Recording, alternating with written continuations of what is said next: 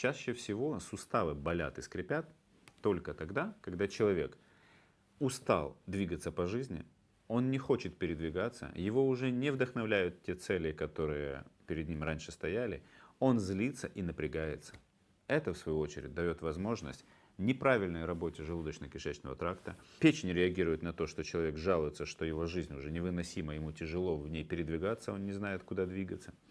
Также желчный напрягается, спазмируется, потому что человек внутри злится на себя и на жизнь в целом.